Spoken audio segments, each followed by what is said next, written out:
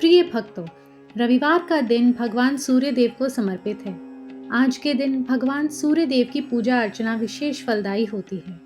भक्तों, आज हम आपको सूर्य देव भगवान का महामंत्र यानी कि सूर्य देव का पौराणिक मंत्र सुनाने वाले हैं,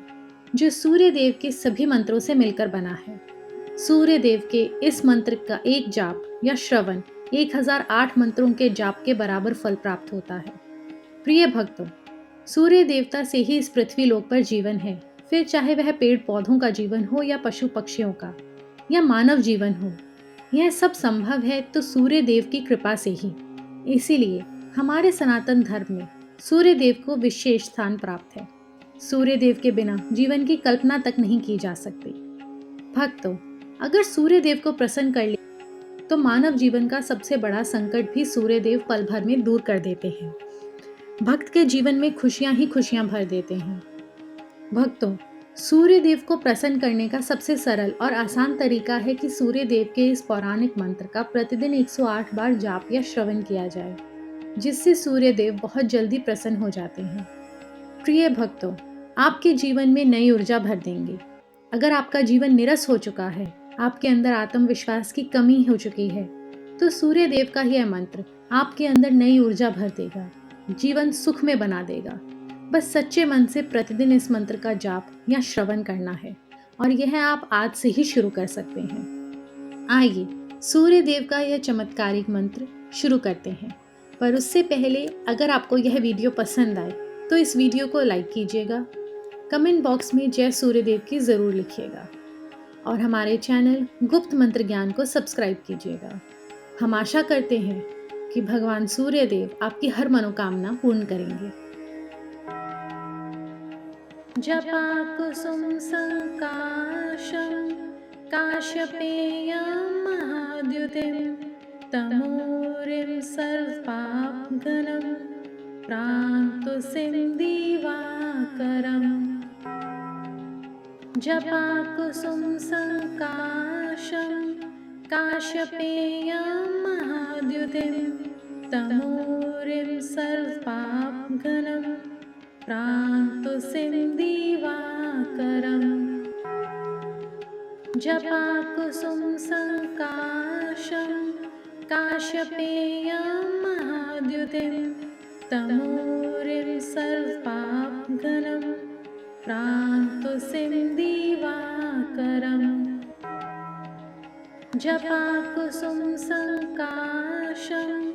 काश्यपेयं महाद्युतिं तमोरिं सर्वाभगनं प्रान्तुसिं दिवाकरम्। जपाकुसुम संकाशं काश्यपेयं महाद्युतिं तमोरिं सर्वाभगनं प्रान्तुसिं दिवाकरम्। जपाकुसुम संकाशं काश्यपेयं महाद्युतिं तमोरिं सर्वाभगनं प्रान्तुसिं दिवाकरम्। जपाकुसुम संकाशं काश्यपेयं महाद्युतिं तमोरिं सर्वाभगनं प्रान्तुसिं दिवाकरम्। जपाकुसुम संकाशं काश्यपेयं महाद्युतिं तमोरिं सर्वाभगनं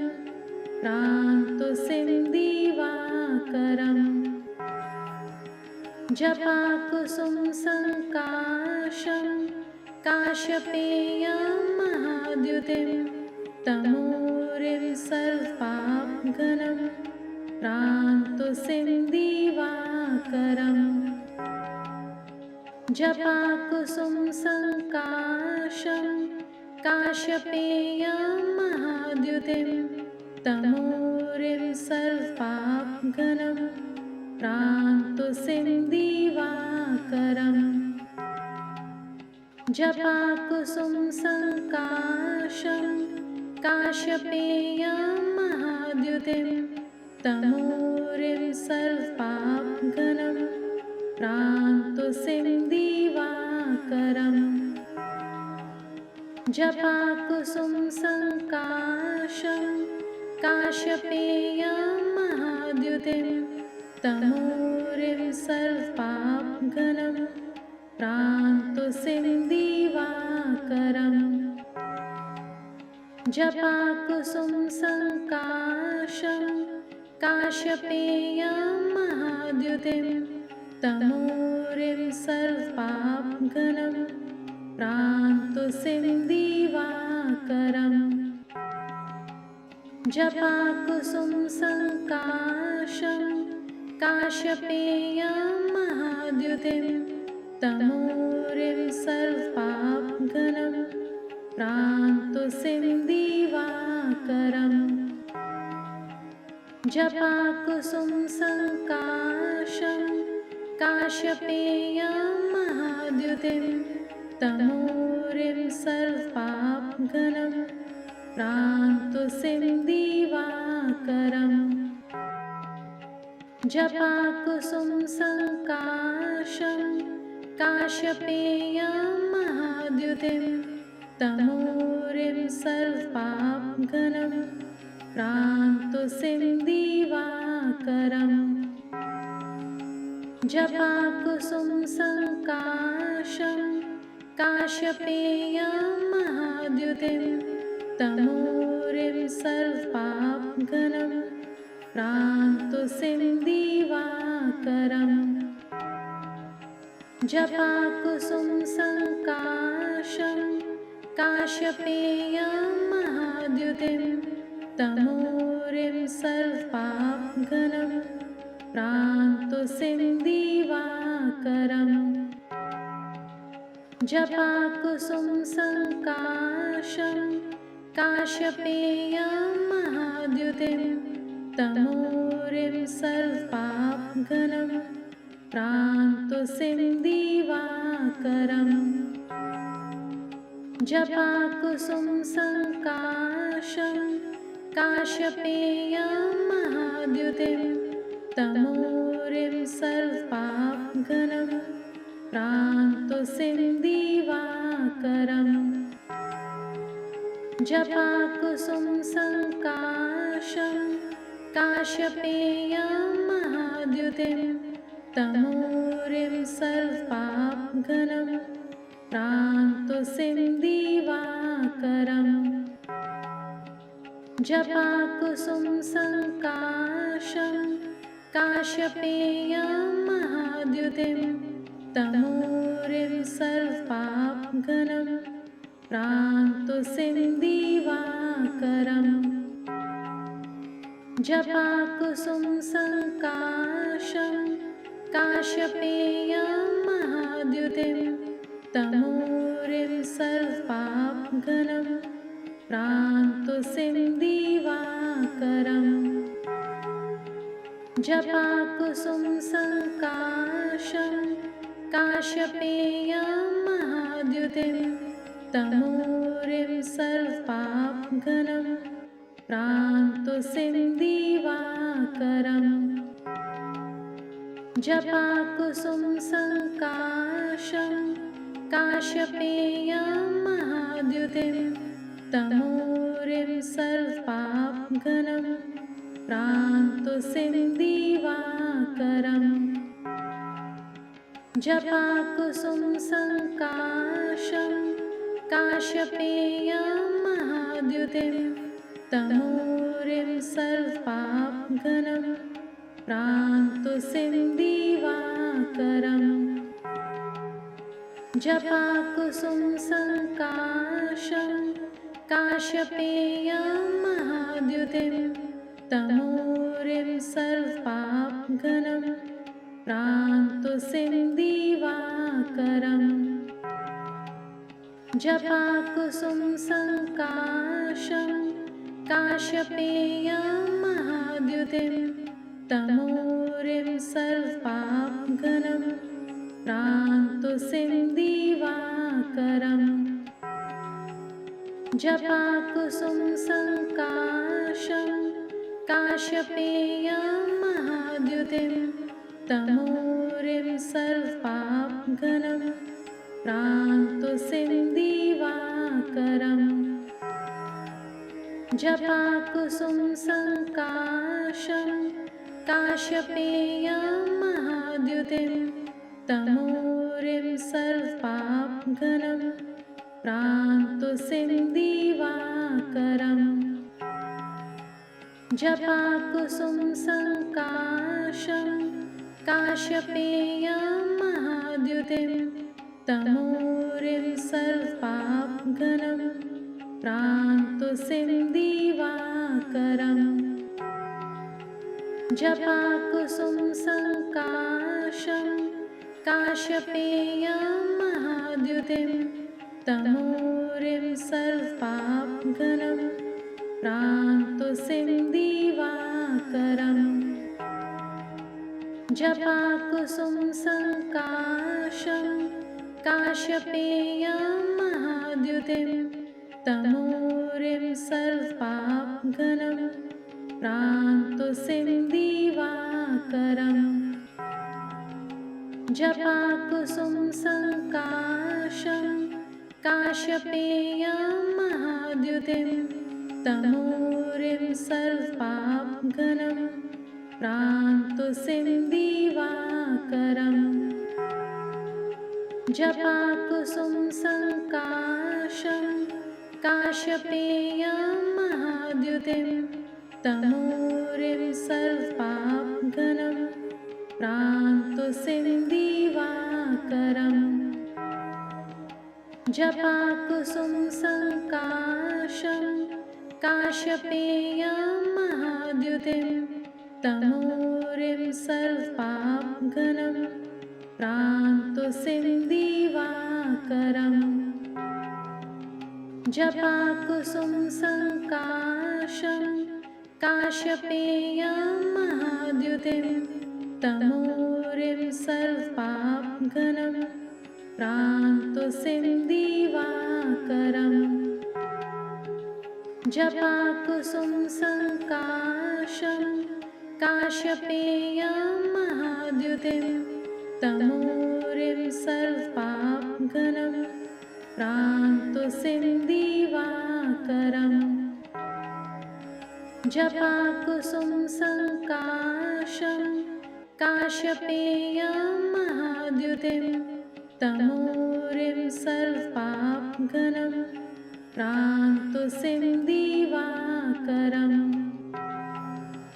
जपाकुसुमसङ्काशं काश्यपेयं महाद्युतिं तमूरिं सर्वपापघ्नं प्रान्तुसिन्दिवाकरम् जपाकुसुमसङ्काशं काश्यपेयं महाद्युतिं तमूरिं सर्वपापघ्नं प्रान्तुसिन्दिवाकरम् जपाकुसुमसङ्काशं काश्यपेयं महाद्युतिं तमूरिं सर्वपापघ्नं प्रान्तुसिन्दिवाकरम् जपाकुसुमसङ्काशं काश्यपेयं महाद्युतिं तमूरिं सर्वपापघ्नं प्रान्तुसिन्दिवाकरम् जपाकुसुमसङ्काशं काश्यपेयं महाद्युतिं तमूरिं सर्वपापघ्नं प्रान्तुसिन्दिवाकरम् जपाकुसुमसङ्काशं काश्यपेयं महाद्युतिं तमूरिं सर्वपापघ्नं प्रान्तुसिन्दिवाकरम् जपाकुसुमसङ्काशं काश्यपेयं महाद्युतिं तमूरिं सर्वपापघ्नं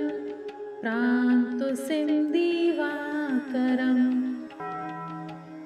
जपाकुसुमसङ्काशं काश्यपेयं महाद्युतिं महाद्युतिं तमोरिं सर्वपापघ्नं प्रान्तुषिं दिवाकरम् जपाकुसुम संकाशं काश्यपेयं महाद्युतिं तमोरिं सर्वपापघ्नं प्रान्तुषिं दिवाकरम् जपाकुसुम संकाशं काश्यपेयं महाद्युतिं तमोरिं सर्वपापघ्नं प्रान्तुषिं दिवाकरम्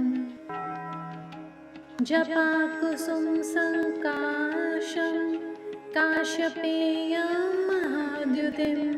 तमोरिं सर्वपापघ्नं प्रान्तुषिं दिवाकरम् जपाकुसुम संकाशं काश्यपेयं महाद्युतिं तमोरिं सर्वपापघ्नं प्रान्तुषिं दिवाकरम्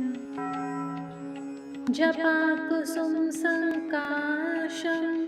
काश्यपेयं महाद्युतिं तमोरिं सर्वपापघ्नं प्रान्तुषिं दिवाकरम् जपाकुसुम संकाशं काश्यपेयं महाद्युतिं तमोरिं सर्वपापघ्नं प्रान्तुषिं दिवाकरम् जपाकुसुम संकाशं काश्यपेयं महाद्युतिं तमोरिं सर्वपापघ्नं प्रान्तुषिं दिवाकरम् जपाकुसुम संकाशं काश्यपेयं महाद्युतिं तमोरिं सर्वपापघ्नं प्रान्तुषिं दिवाकरम् जपाकुसुम संकाशं काश्यपेयं महाद्युतिं तमोरिं सर्वपापघ्नं प्रान्तुषिं दिवाकरम् जपाकुसुम संकाशं काश्यपेयं महाद्युतिं तमोरिं सर्वपापघ्नं प्रान्तुषिं दिवाकरम् जपाकुसुम संकाशं काश्यपेयं महाद्युतिं तमोरिं सर्वपापघ्नं प्रान्तुषिं दिवाकरम् जपाकुसुम संकाशं काश्यपेयं महाद्युतिं तमोरिं सर्वपापघ्नं प्रान्तुषिं दिवाकरम् जपाकुसुम संकाशं काश्यपेयं महाद्युतिं तमोरिं सर्वपापघ्नं प्रान्तुषिं दिवाकरम् जपाकुसुम संकाशं काश्यपेयं महाद्युतिं तमोरिं सर्वपापघ्नं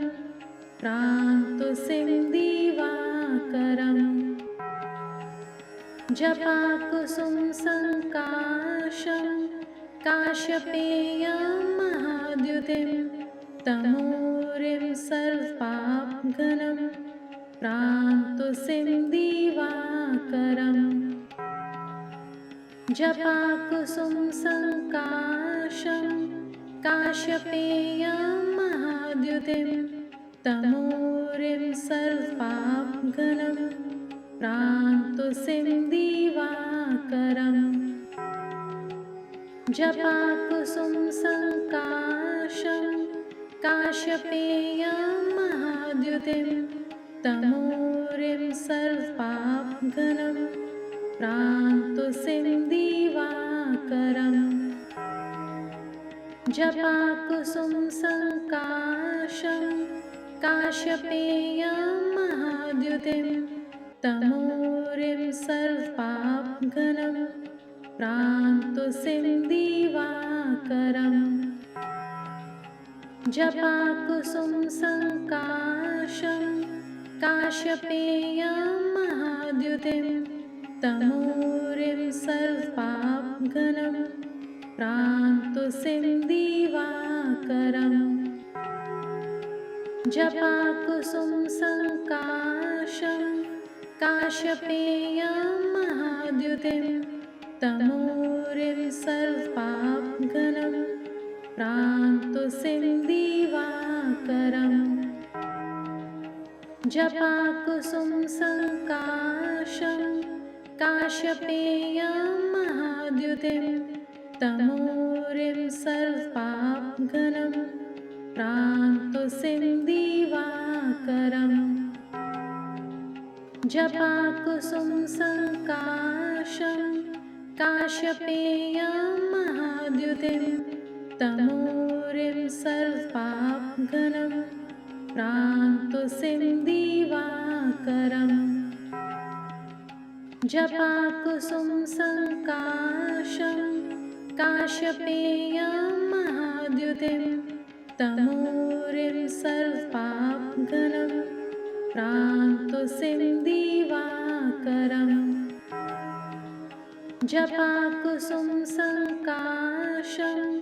काश्यपेयं महाद्युतिं तमोरिं सर्वपापघ्नं प्रान्तुसिं दिवाकरम् जपाकुसुम संकाशं काश्यपेयं महाद्युतिं तमोरिं सर्वपापघ्नं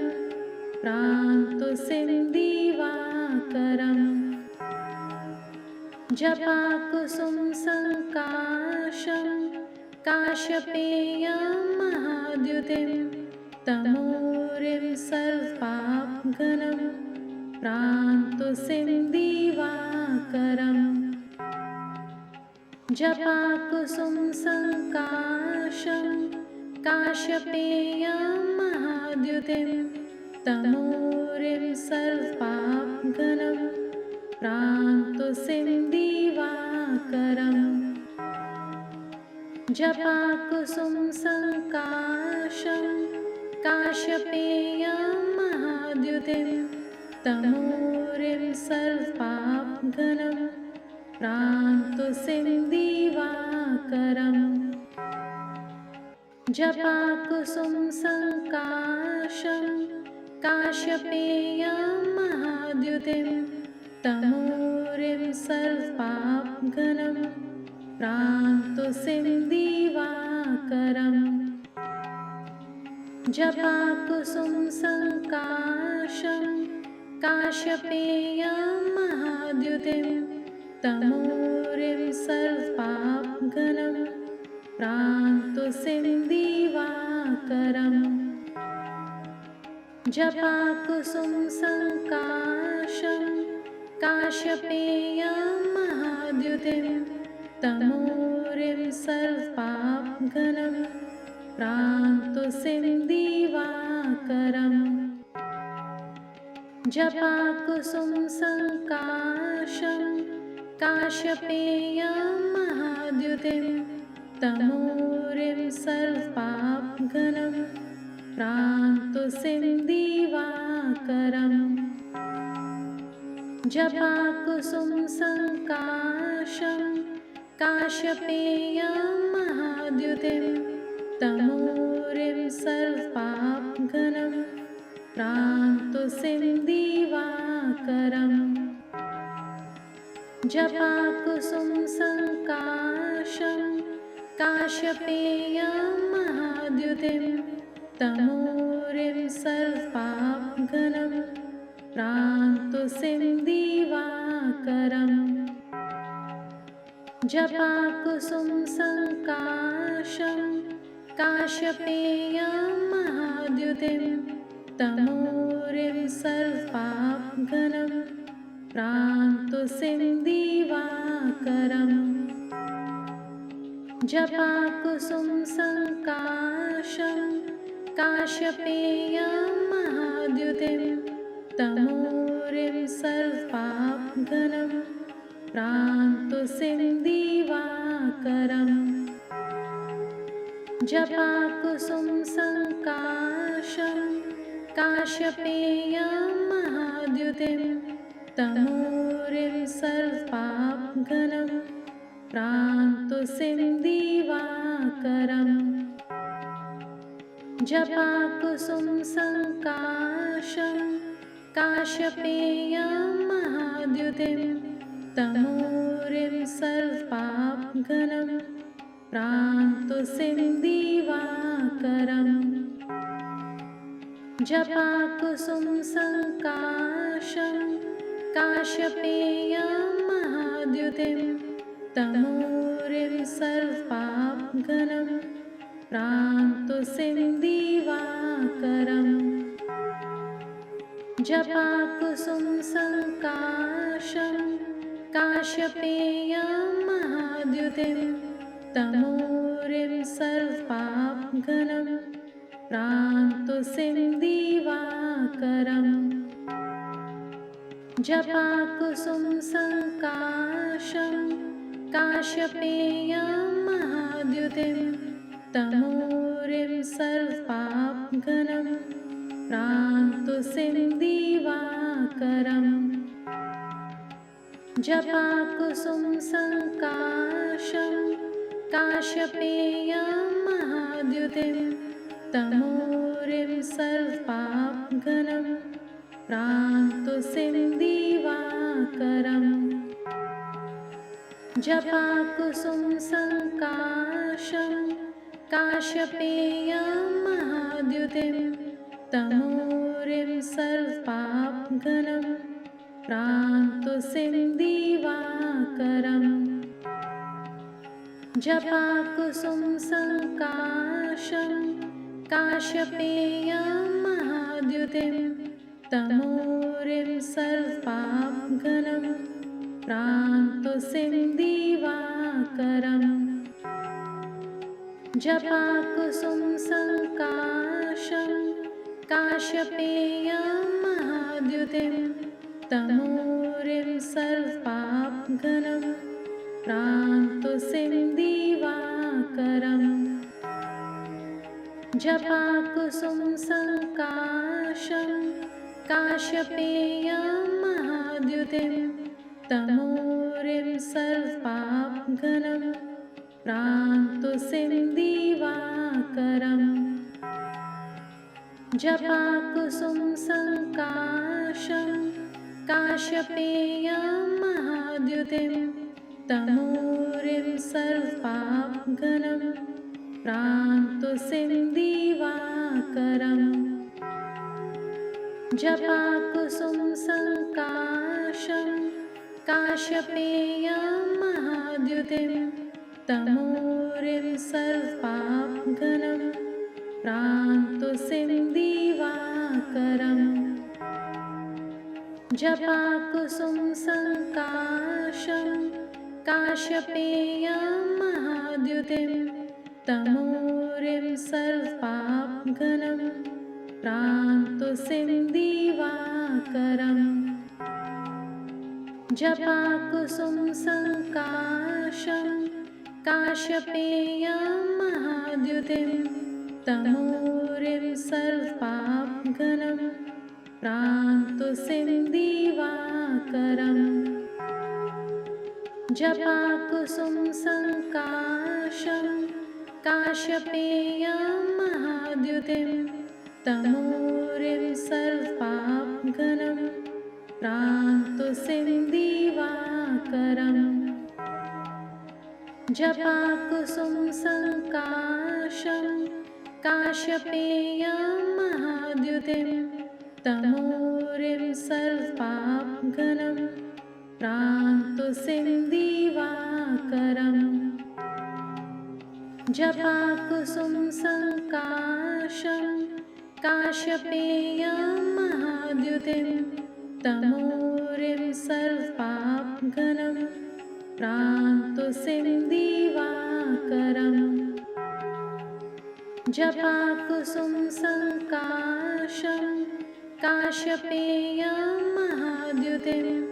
तमूरिं सर्वपापघ्नं प्रान्तुसिंदिवाकरम् जपाकुसुमसङ्काशं काश्यपेयं महाद्युतिं तमूरिं सर्वपापघ्नं प्रान्तुसिंदिवाकरम् जपाकुसुमसङ्काशं काश्यपेयं महाद्युतिं तमूरिं सर्वपापघ्नं प्रान्तुसिंदिवाकरम् जपाकुसुमसङ्काशं काश्यपेयं महाद्युतिं तमूरिं सर्वपापघ्नं प्रान्तुसिंदिवाकरम् जपाकुसुमसङ्काशं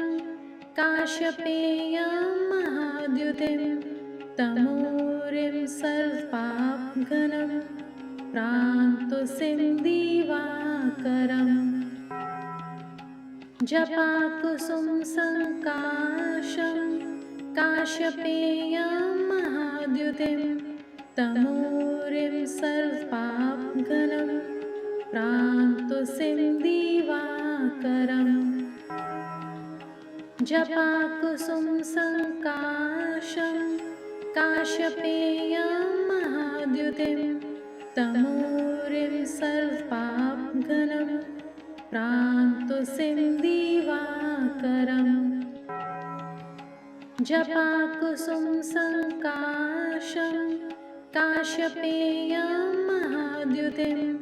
तमूरिं सर्वपापघ्नं प्रान्तुसिंदिवाकरम्